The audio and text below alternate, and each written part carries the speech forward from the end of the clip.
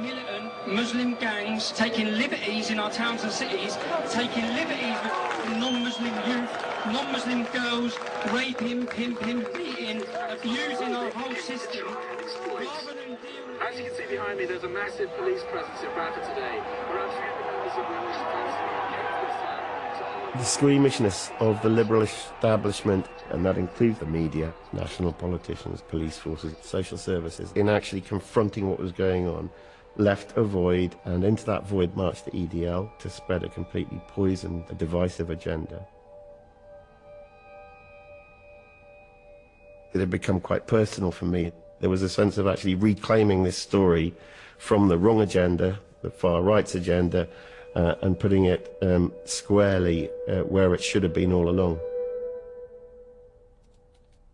We used every bit of software we had to try to look back at every criminal court case that there'd been in recent years in which 2 or more men had been convicted of sexual offences against girls who were aged 12 to 15, where the initial point of contact had been in a public place. Shopping mall, outside a bus station, train station, city centre, outside school gates.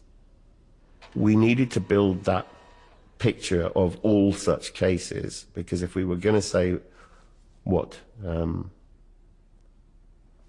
sense we might be going to say, which is there was a specific pattern here involving men largely of the British Pakistani community committing offences against young white girls, we needed rock-solid evidential base. That trawling process produced cases involving the conviction of 56 men.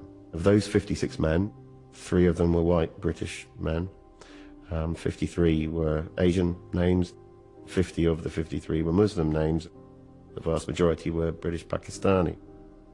This was a process being repeated. It was happening in Birmingham, it was happening in Bradford, it was happening in Manchester, it was happening in Burnley.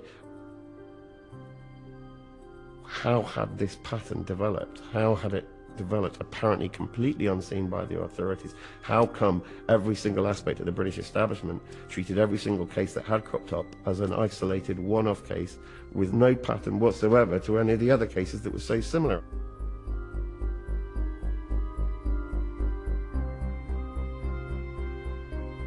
The statistics were there. We needed to start talking to people about it and asking, what's going on here? What do you think? What are you doing about it? What are you not doing about it? We went to police forces, we approached local authorities, we went to specialist charities, government departments.